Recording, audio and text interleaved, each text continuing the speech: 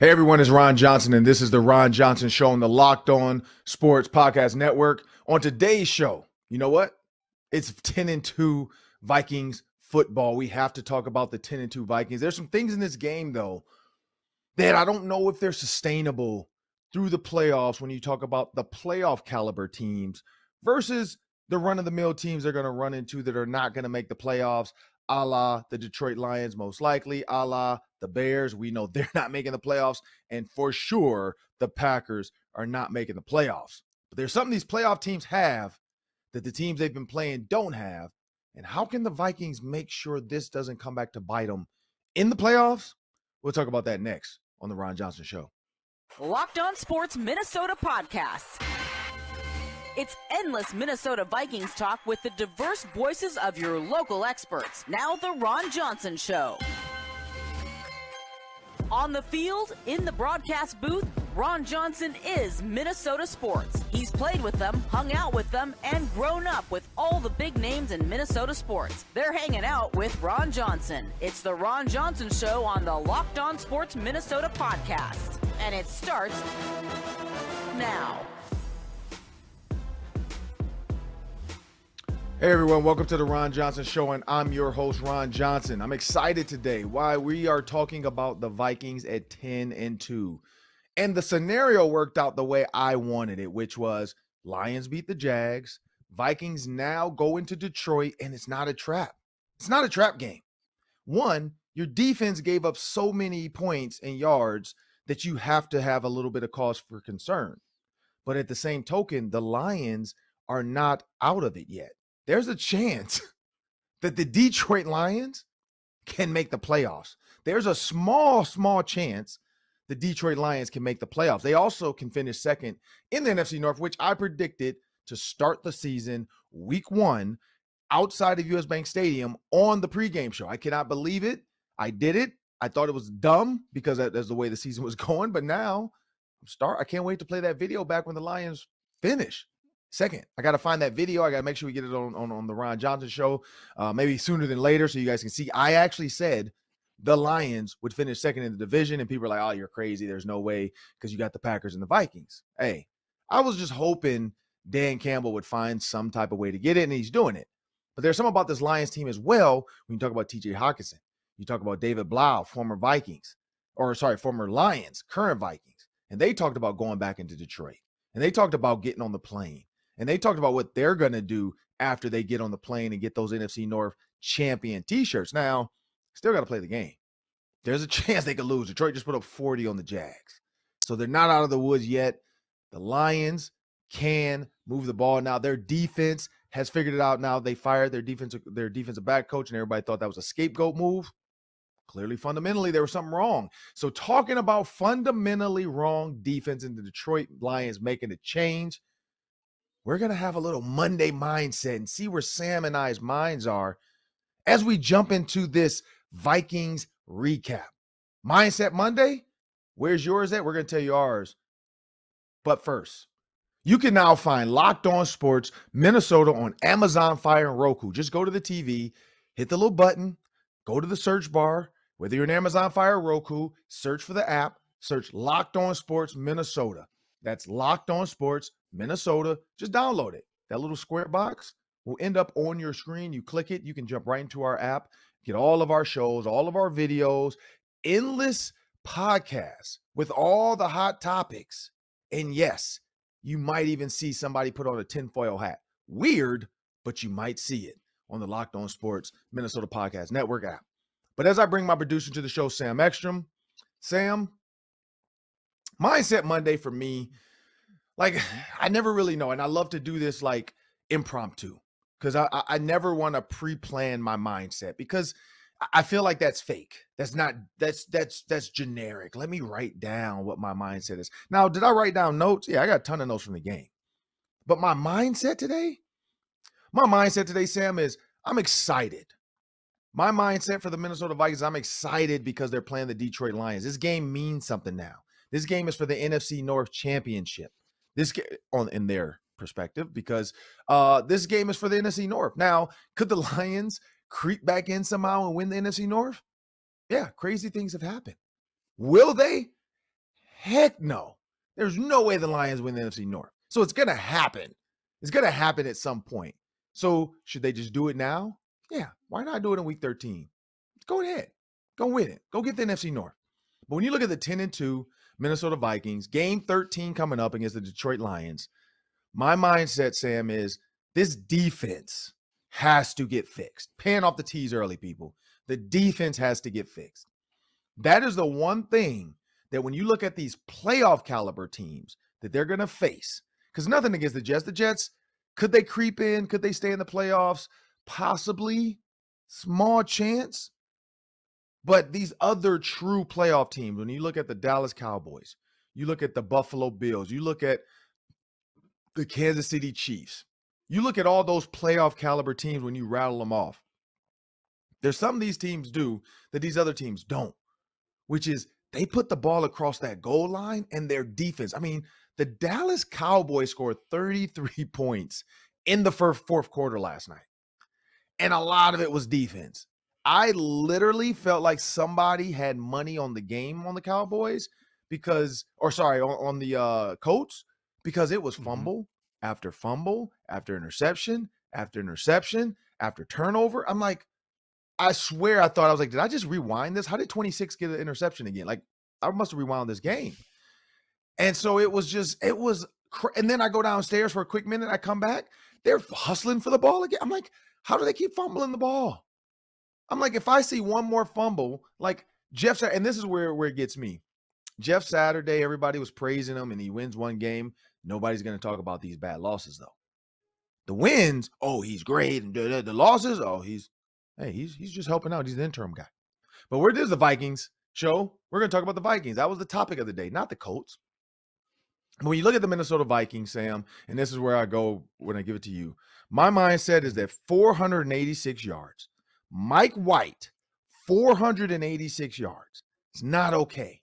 It's not. If you're going to get, so like, I take football games like a fight. And the Vikings got punched in the mouth defensively. That offense, Mike White punched them in the mouth. If you're going to get punched in the mouth anyway, if you're going to give up 400 yards the week before, 486 yards this week, you might as well punch back. Like, you're going to lose that fight. You might win the overall brawl, because a brawl is everybody's fighting. Some of your boys is getting whooped. But overall, you guys won the fight. If you think about that aspect of it, you might as well punch them in the face too. When I say that, how can the defense punch them in the face? Blitz.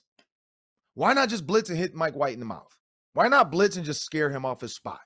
Even if he beats you on a hot route, even if he beats you on a quick, he can't throw deep that accurately if somebody's look at the Kirk Cousins. His deep ball to Jalen Reagor would have been probably a perfect, maybe a touchdown strike, because Jalen Reagor was running past those guys and he had to slow down and kind of weave through and get the ball. Kirk Cousins was getting absolutely crushed, and so he had to turn, kind of duck and cover, throw it as hard as he can, knowing I got to go down because this dude's about to blow me up. I got to protect the ribs.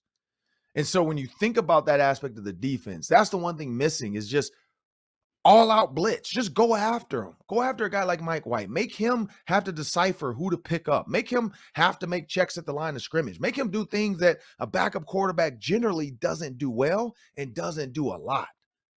Sitting back in zone coverage does not work. It hasn't worked the last 2 weeks. And so that's where my mindset is this Monday, Sam. My mindset is the defense has to find a way to just blitz. Yes, you're 10-2. Yes, I mean, you look at third downs. They were 3 for 16. That's great. You look at fourth downs, 2 for 5. That's okay. Pretty good, though. You look at the red zone conversions, 1 for 6. That's crazy good. 5 field goals given up. If any of those 5 field goals are touchdowns, the Vikings are down by 2 points. Just think about that. Any of those touchdowns, if you remove that, it's tied up. Because you remove that, he's probably going to go for 2. Any of those you remove, it's a tie game, or, they're right in that mix. Like any of them. That's the crazy thing about those 5 field goals that they held him to. The bend but don't break. We keep saying that. Bend but don't break. But that's my mindset, Sam. I don't know. What was yours? Yeah, so I think the Vikings, to me, are like a shooting star. We are operating under the assumption that there's this beautiful, cohesive offense in there somewhere. And we see it once in a while. Oh, there it is. There it is. Buffalo. We saw it. Oh, New England game. There it is. That's what we want. We want more of that offense. But then it disappears, and it's uneven, and it's inconsistent. And I think we're doing the same thing with the defense. Like the Miami games, Washington games. Oh, we got it. That's it. We figured it out. That's our defense. We want that defense. But then New England game happens, and yesterday happens.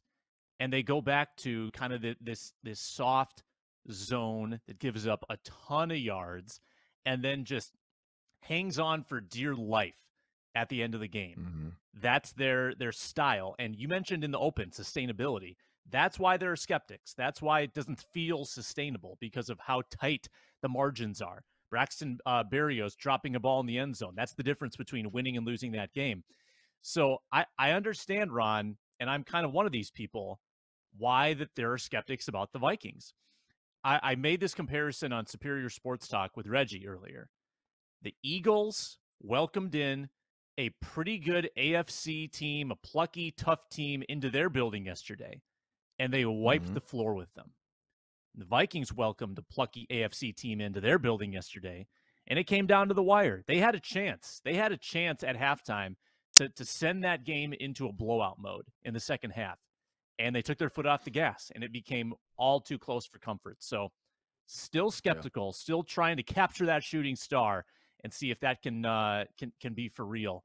But still, just glimpses, Ron. I want to see those things for longer periods of time. The good offense and the good defense that we know is somewhere hiding in there. Yeah, I mean, that's you hit the nail on the head with that. Like that's the thing, is like, we know how good this team can be. You can see it. And honestly, the Jets game at one point, even though I hate to say it was boring, it felt that way. It felt like this is going to be the one game finally the Vikings blow a team out. They win. There's no question marks. Everybody knows how good they are. This is the game everybody's been waiting for. Where has this been? And then the game comes back to what we always have seen this year, where there's been 8 victories by less than a touchdown. 8 victories by less than a touchdown. That's crazy. Like, that is absolute craziness when you think about how, like, I mean, look at the Cowboys game last night. That's what you call sitting back, putting your backups in, your starters get a chance to rest. I mean, that's how you put a game away.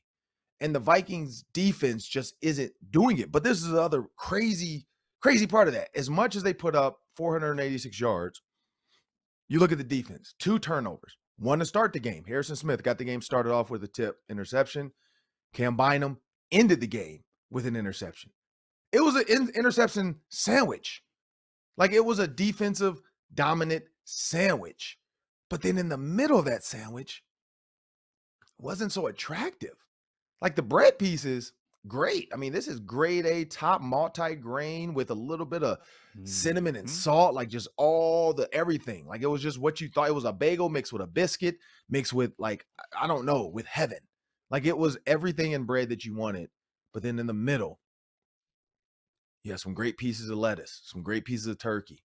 But then you had like I don't know what that is. That cauliflower? What is that? You know, like that's what that game felt like. Like, it was like, oh man, this is the game. You know, you could see fans literally around the third quarter were considering leaving. Like, this is over. Like, let's go to a bar and finish the night off. And then one after next, 3 and out, 3 and out, 3 and out. And then there's the one thing, and this is why I continue to say this about Kevin O'Connell before we jump into the next segment. Because I'm looking forward to, like, what was the weekend like for you, Sam? That's what we're going to do in the second segment. What was the weekend like? What about the weekend? And when you think about this team and what happened, there was the drive. And I don't know if you remember this, but at the end towards the end, I think it was fourth quarter. First down, big play, first down. Next play, first down, another big play, first down. That happened 5 times. 5 times they got a first down on first down.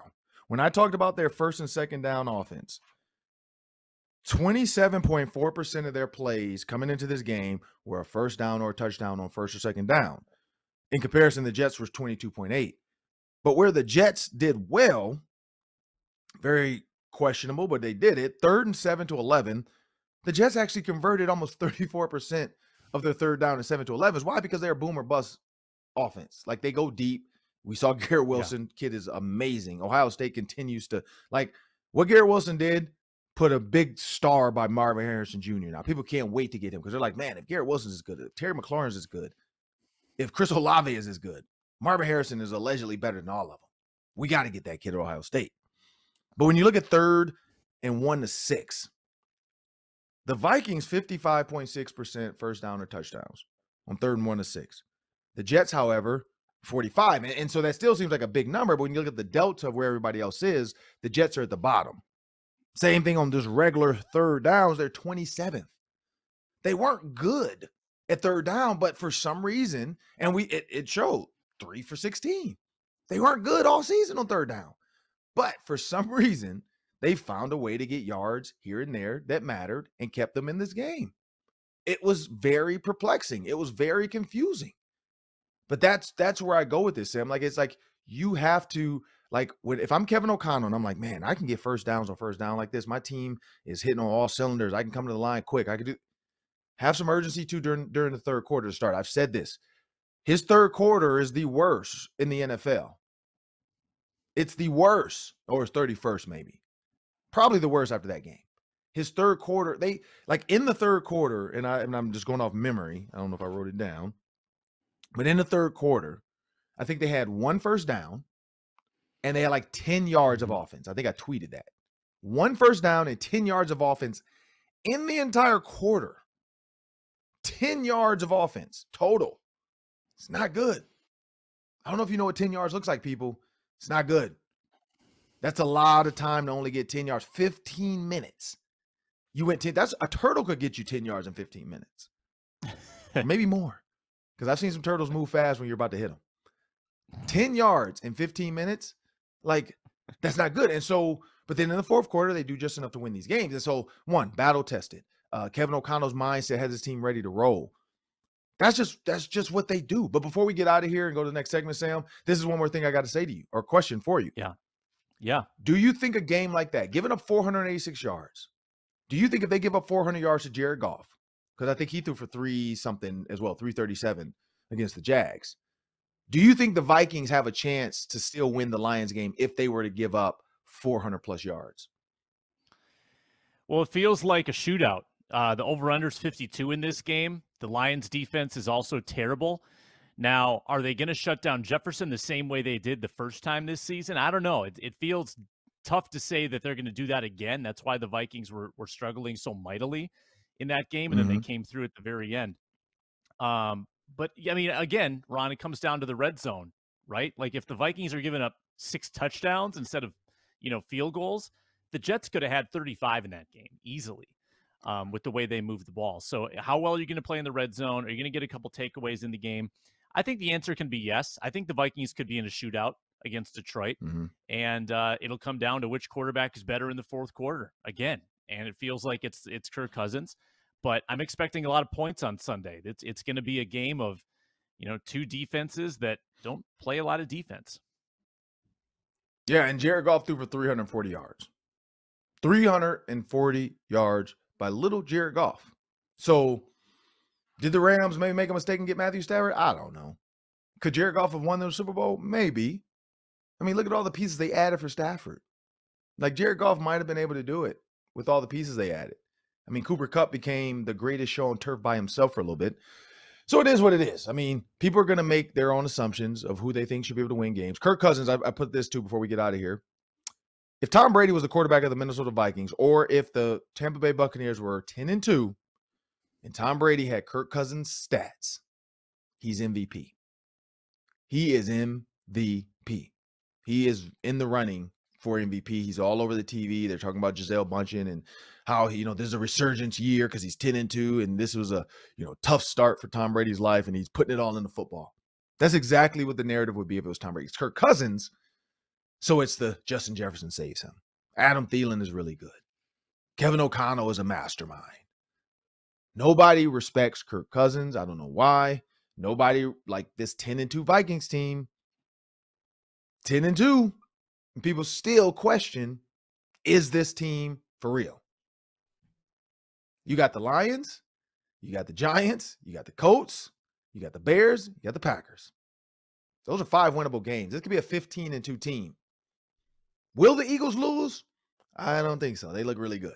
Really, really good. Like, really, really good. I mean, the Giants, maybe because they're running game, but the Eagles need to lose twice. Because even if they lose one, they still have the tiebreaker over the Vikings. So the Eagles need to lose twice, and the Vikings have to win out. A lot of people are saying Vikings 13. Not a lot of people, sorry. One person I had on the post-game show last night said 13-4. That's his prediction. I said 12-5 to start the season. I'm off.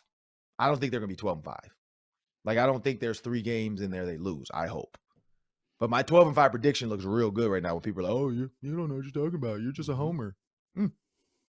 I saw something in this offense. I saw it in the offseason. I watched Kirk Cousins operate.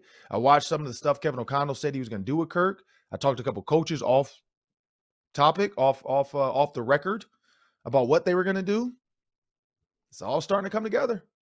But that defense, I'm not a fan of firing people. I'm not a fan of it. But something's got to change. You got to go after. Mike Pettin is there for a reason. Lean on him.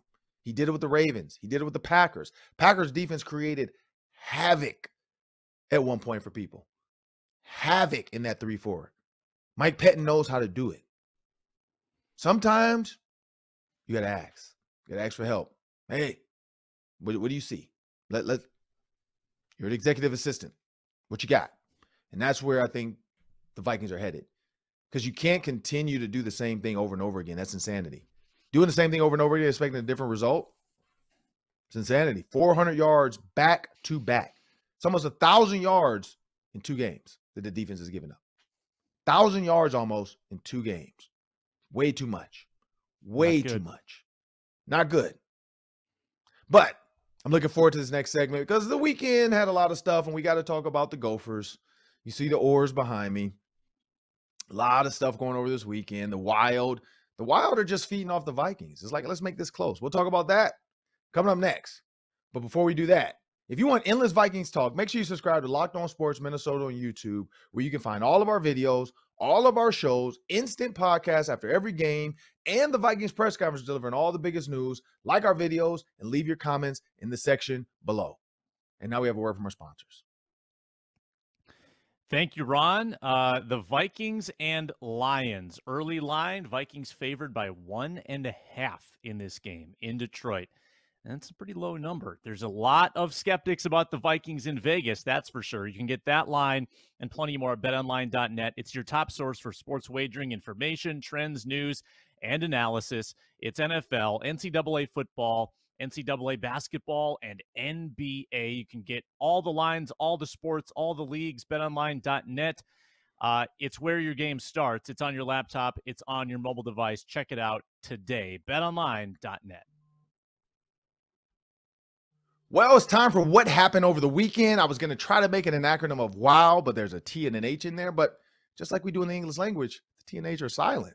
So what happened over the weekend? Sam, for me, what happened over the weekend? The Gophers got disrespected, in my opinion. That's just my opinion, though. I'm one person. But when you look at the bowl games, you look at Penn State, Iowa, Wisconsin, Maryland? Like Maryland? And this is where I go with this with the bowl games. I'm not so much of the date, because I get it. The closer you play to January 1st, the better the bowl is considered. I get that. Arizona's bowl is not considered as good as which is the guarantee rate bowl, is not considered as a big of a deal as the Pinstripes bowl. I get that. But for me, I feel like it's about location. You look at Nashville with the Music City Bowl. I don't understand. And I think Iowa's going to the Music City Bowl. So that right there shows me Gophers beat Iowa. Gophers beat Wisconsin. They're probably in the Music City Bowl. But they took Iowa. And Iowa, to me, meh. Do I want to see them in a bowl game? I don't think I care.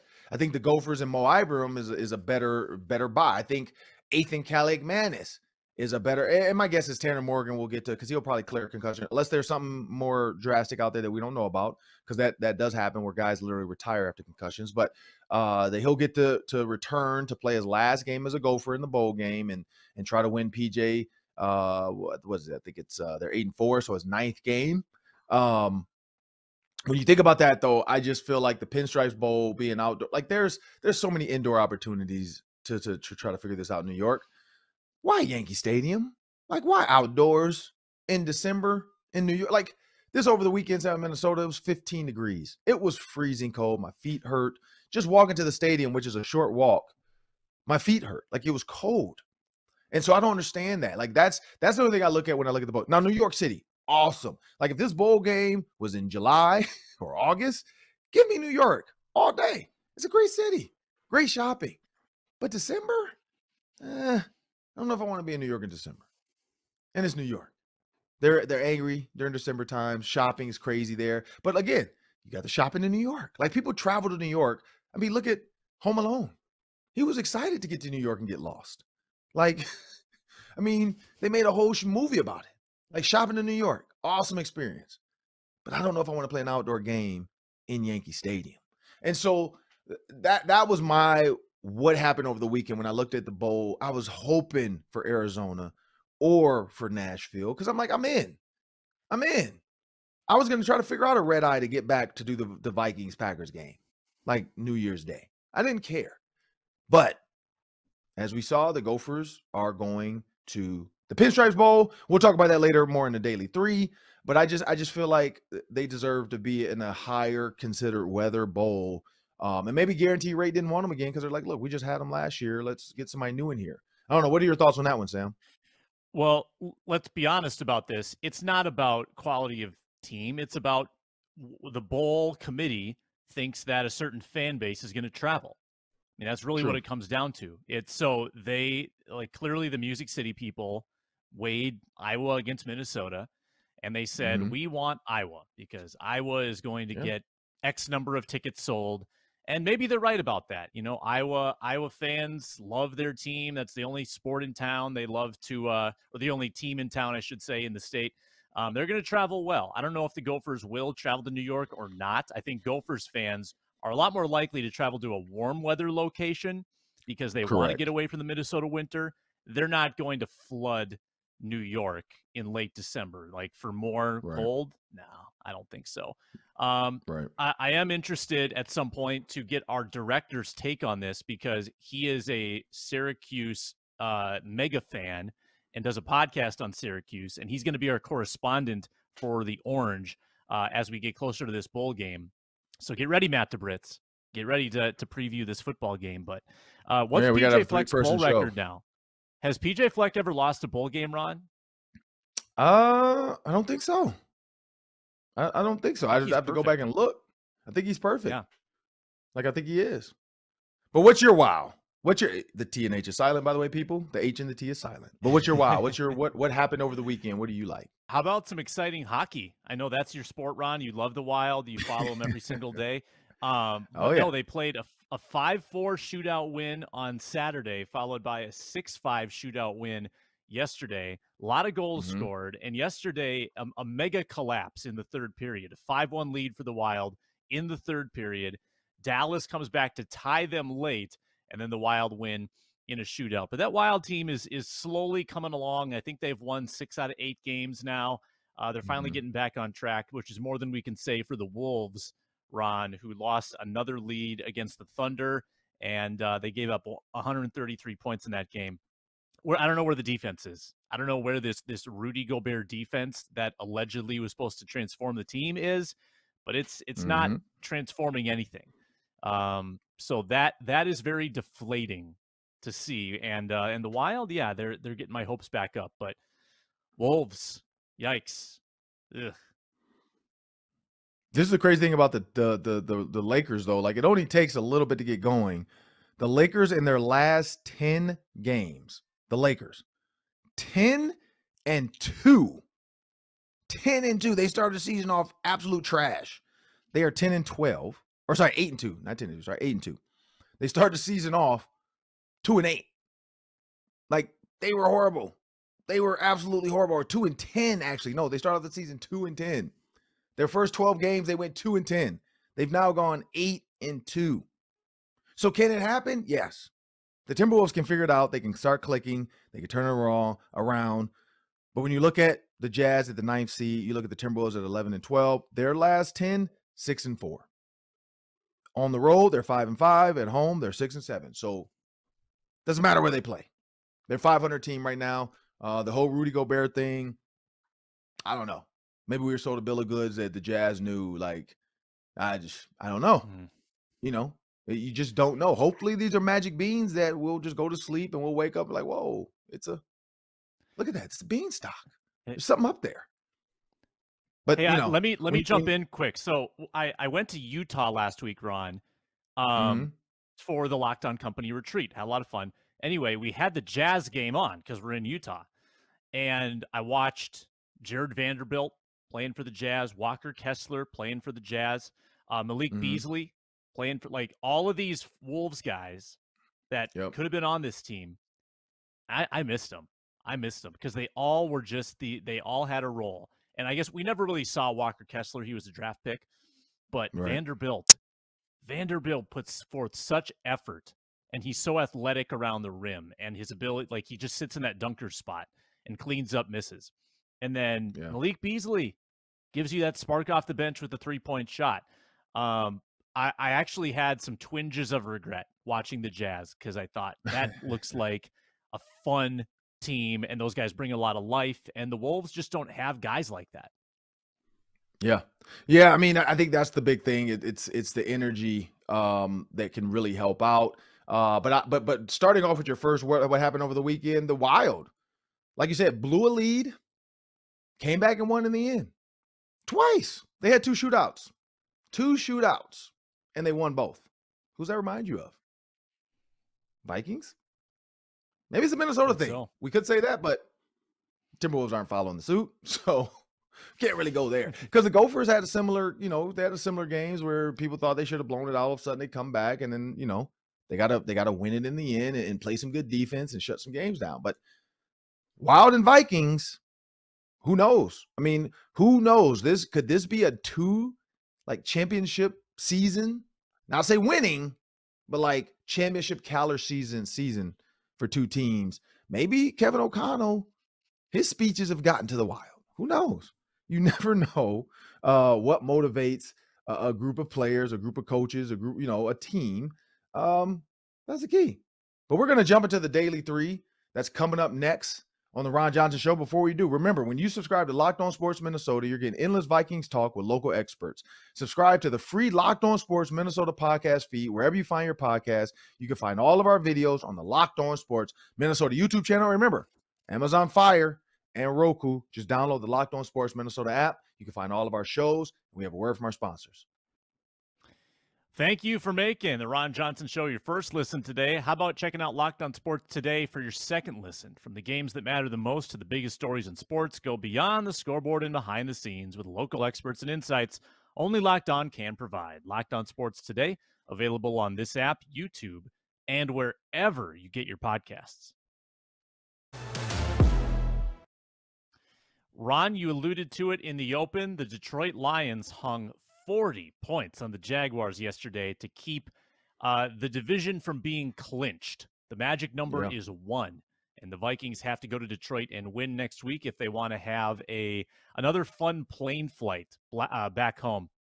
So what are your early thoughts on this Vikings-Lions game next week? What are some of your early keys to victory? Well, I'm excited. Early key is I'm speaking to the Edina football team and their sports banquet. So I am the MC, or sorry, the keynote speaker. So, and that's after I do the pregame show. Then I'm going to go do a little speech for Edina football, and then I'm going to head home and watch the game. So I'm excited because I'm going to tie in a lot of this season into my speech, just from everything I've been through, everything I've seen in sports. Just the roll the boat culture, throw a little bit of that in there for those guys. But my speech is called the focus speech. So I kind of use FOCUS, which is basically faith foundation overcomes consistent upsets successfully. And when I think about that, that's what Kevin O'Connell has his team. He has them focused. I think this is a focused team that they constantly overcome the upsets. And in the end, their success. They like every time there's something that goes wrong, they overcome it. Blow a lead, team goes up, so-and-so fumbles, interception by Kirk, Guy gets beat deep. Defense holds up on the 1 yard line. I mean, there's so many times where they've overcome consistent upsets. And I feel like Kevin O'Connell, like he's been in my notebook. Because he's telling his team this. They're going to have to overcome stuff week in and week out. And if we can overcome it, if we can just stay steadfast. And I look at the foundation. When I talk about foundation, how are they built? Is their team built on sand? Meaning every storm is going to wash away their foundation. They got to start all over again and rebuild. Or has Kevin O'Connell kind of started with a brick concrete base, meaning rain and storms? Hey, just like a well-built house. We just got to hunker down and stay inside for a little bit. And I think that's what this team is doing. They're slowly adding to that concrete base, and they're dealing with the storms. I mean, it's just crazy how well they overcome and how well they stay dialed in. Because there's teams that can, as a league gets chipped away, they lose focus. Look at the Bears. The Bears had the Packers dead to rights, had them in their sights. I see you. And then they blinked. And when they opened their eyes, they were gone. That's why Coach Mason always says 8-3 and 3-8, don't blink. And they blinked. The Bears blinked. The Vikings are not blinking. They're not letting you out of their sights. I got you. I'm watching you. Boom. I'm taking my shot. We win the game. Bears couldn't do it. But that's my thought on this game, Sam. I think it's going to be another one of those games where Kevin O'Connell is just going to have this team ready to go, and they're going to win the NFC North. I don't know. What do you think? Look out for Jameson Williams, the first-round pick that the Vikings gave Detroit via trade. Okay. He was active yesterday. Now, he only played 8 snaps, but as they ease him into this offense, I got to think they're going to dial up a couple plays to show the Vikings, hey, you made a mistake. So look out for Jameson Williams next Sunday. That's my key. Okay. All right. More Gophers talk. Gophers, Syracuse, December 29th, Pinstripe Bowl. What is your excitement level over the game itself? Getting to see a couple of these guys, on the field for the last time, potentially for the Gophers. And, be nice to Syracuse because Matt DeBritz is a Syracuse guy. But what do you think of the matchup? I don't like the matchup. I don't like it. I'm sorry. Syracuse, I'm looking at the schedule. So let's see. Thursday, the 29th. So that's the day of the game. So looking at my schedule, Wednesday, I'm going to do nothing. Thursday, I'll probably go to the gym, hang out at home. It'll be Christmas break, so I have a little bit of a break. I still got to do regular work, though. I still got to work. But I have a little bit of break. I'll watch the game, have some food with the fam. Who knows? Our kids usually go to Iowa with the in-laws for a week, so maybe they'll be there. Maybe we'll go to a local bar or something or a watering hole and just watch the game from there, somewhere nice that has a bowling alley even maybe.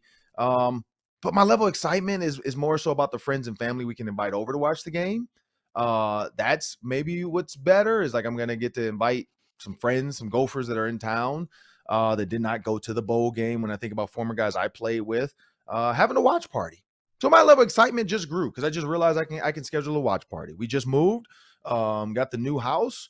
I might have to do a watch party. I mean, that because it's big enough where we can have, 15, 20, 30 people. Got the basement's unfinished, but we got the carpet down there at least and the TV set up down there to watch. Just if you want to watch football in the basement, go ahead. If you want to watch in the living room, if you want to go into the den, you can come into my office. Nope, stay in my office. But I might have to watch the game. So that's my level. But the game itself, I'm not nothing against Syracuse. It was one of those games that just doesn't do it for me. It's not like I'm like, oh, Syracuse, let's do this, Syracuse. So no, I'm not super excited about playing Syracuse, but it is a bowl game. It is a chance to continue to recruit. It is a chance for kids to see each other, hang out with each other, practice, get a little bit more time with each other, see maybe Tanner Morgan for one more time. But no, I'm not excited. I'm probably more excited to watch Deion Sanders hit this transfer portal than I am to watch the Gophers play Syracuse. Now, because there's some other games out there, teams that I wish the Gophers had gotten scheduled against, but I don't know. What is your level of excitement? Yeah, it's probably about a 4 out of 10, to be honest. I had higher hopes for the season. I was hoping they wouldn't be in a game like this, but I am looking forward to seeing the records that Mo Ibrahim settles on, because he set all the records almost. And so what are the numbers going to be after this final game? He's got the all-time rushing record, probably going to end up around 4,700 yards for his career. He's got the all-time touchdowns record. He's way ahead of Darrell Thompson now. He's got the single-season touchdown record. The only thing he doesn't have is the single-game rushing record. He's fourth. He's got to go for 295 to set the record. Whoa. Maybe 295, Ron, to beat Chris you know, I'm playing that in the record. lotto. I'm playing that number 295 in a 3-digit lotto today because Jamal Lewis rushed for 295 yards against the Cleveland Browns when I played, and I was a part of that game, and that was NFL history until Adrian Peterson went for 296, and then I think eventually it was broken from there. But I'll leave you with this one, though, Sam. When I'm looking at these games, Guaranteed Rate Bowl, Wisconsin, Oklahoma State. I would have rather played Oklahoma State. I would have enjoyed playing Oklahoma State. You got Seth Green, friend of the show. His brothers are at Oklahoma State playing receiver, and I think DB or something, receiver and running back. Would have definitely loved to have seen Oklahoma State, Minnesota in Arizona, December 27th. I could have went down to Arizona, got some more Camelback, hiking in some warm weather, me and the wife for a little bit. You look at the Pinstripe Bowl. Yep, that's the Gophers. Duke Mayo. Now it's in North Carolina. Better weather, December 30th, but it's better weather. NC State. I would have rather played NC State over Syracuse. The Music City Bowl, of course. Kentucky Gophers? Come on. December 31st, New Year's Eve, ABC. I would have just jumped on a red eye right when the ball dropped after the game's over because the game's at 12 p.m. Eastern. 12 p.m. Eastern. So I could have jumped on a flight later that night. Me and my wife could have celebrated New Year's on a plane and got back here for the Packers game. Like Iowa, Kentucky. We love that. Now, Illinois, they're not going to get a January 2 bowl because we know that. The Citrus, definitely not. LSU, Purdue. But, and I said, that's why I didn't even do Fiesta, Chick-fil-A Bowl, Rose Bowl. Like, I know those. But the Guaranteed Rate, the Mowers, and the Duke's Mayo Bowl, and the Trans-Perfect Music City. I thought those were 4 that the Gophers should have been in. But I definitely would have rather seen them over this other one against Syracuse. But that's just me. I'm just looking at teams I would have rather seen them play. What you got next? Yeah. All right. Let's stay on the college football track. College football playoff is set. Georgia against Ohio State. Michigan against TCU. Who you got winning the college football national championship? I got Georgia. I don't know if you watched them, but they're playing at a different level above everybody else. Now, this is going to be the key because Ohio State got punched in the mouth against Michigan, and Michigan is a bully. Michigan will bully TCU. Michigan will end up playing Georgia or Ohio State. If there's one team that I think can go bully for bully with Georgia, it's Michigan. It is. I don't think Ohio State can. Like, I love the quote that Harbaugh said. Ryan Day was born on third base. He didn't hit a triple. He was handed the keys to a Ferrari when he turned 16. He didn't earn it. He even said he even said you were born on third and somehow you ended up at second base. Like, how do you go backwards? And so that's why I love that rivalry. I love how Harbaugh's taken. But Detroit kids, they're built different. The Detroit atmosphere, and that's why I think Dan Campbell is trying to get that. He's like, man, this is a blue collar town. This is a, bring your lunch pail to work town. And I think that's what John Harbaugh has. That's why if there's one team that can punch Georgia in the mouth, might not win the game, but punch them in the mouth is Michigan. When you look at their running game, and you look at Donovan Edwards, Blake Corum out, that's tough. But you look at Donovan Edwards and the way he's been playing, and Ronnie Bell at receiver. You look at that offensive line, that defense, Makari Page at safety. These kids are coming downhill fast and hard.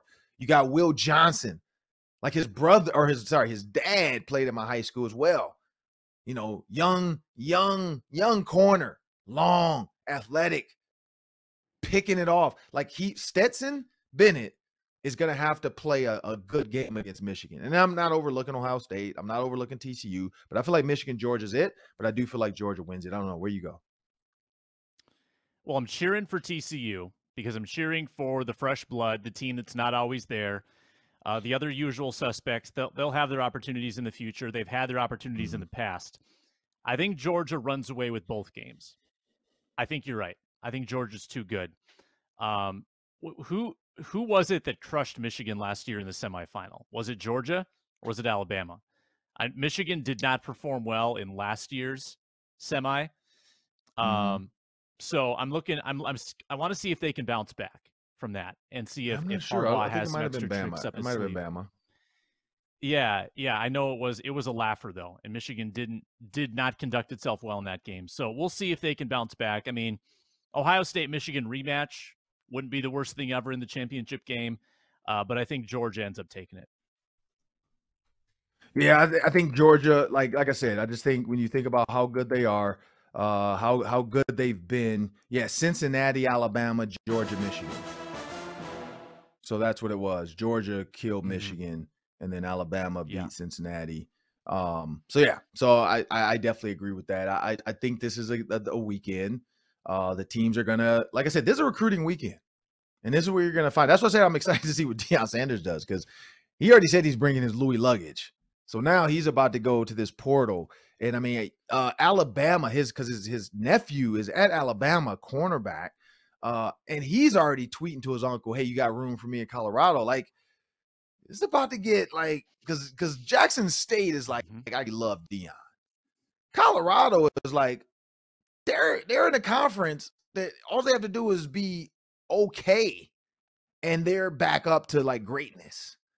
Like, that's what's crazy. It's even crazier that they think Deion Sanders is going to get it done and Eric Bieniemy couldn't, but maybe they're going for the fanfare. Maybe they're going for the fact that he got Travis, forgot his name, the kid from the number one player in the country last year to decommit from Florida State and come to Jackson State. Or is it Travis Armstrong? I don't know. But Travis, I know that's his name. Travis Hunter, there it is. But Travis Hunter. So I think that's the key. And maybe Travis Hunter enters the portal. Like, I see him tweeting like that was fast because Deion just got the number one corner from IMG to commit to Colorado already. He has the number one recruiting class. Now, they all only have one commit so far, but he has the number one recruiting class already. Like, he got 1 5-star at Colorado, and he has more 5-star, or he has the same 5-star amount as Alabama for their early commits. Like, that's crazy. But that's Deion. That's the power of Deion Sanders and what he brings. So that's why I'm excited to see who else jumps in this portal, because you see the quarterback from Clemson has jumped in the portal. Now, he won't end up at Colorado because Deion's son is already the quarterback, and he already said, hey, stand up, Shadir. This is your quarterback. He's got to earn it, though. I'm like, whoa, if I'm the quarterbacks right now at Colorado, I'm like, all right, man, I'm out of here. Coach ain't never going to bench his son for me. Like, I'm out. I'm in the portal. I would like to put my name in the portal. And that's why, that's why Deion was being transparent. Like, hey, I'll tell y'all what I'm going to tell y'all. But just understand, I got a safety already. My son plays safety. My other son plays quarterback. My nephew probably is going to come from Alabama to play corner. Like, it's going to be 3 Sanders on the field, and they all related to Deion, and they're all starting. So, hey, but that's what Prime brings. He's bringing the transparency. NILs, like Colorado's NIL just went through the roof. The number of let's say that for tomorrow's show, because I want to talk about that too, and NIL and what's going to happen, because it's about to get scary. It's about to be scary hours around there. But I want to thank you guys for watching today. And remember, Locked On Sports gives you endless Vikings talk with local experts. Get your daily 30-minute dose of sports with KARE 11 sports anchor Reggie Wilson going back and forth with his co-host Luke Inman. It's fun, it's fast, it's superior sports talk, and you can get it every day on the Locked On Sports app. And where can you find the app? Anywhere you get your podcast. But remember, Amazon Fire, Roku. Download the app. Just search Locked On Sports Minnesota. You can download all of our shows, all of our videos. Watch us every day. But thank you. Have a great one.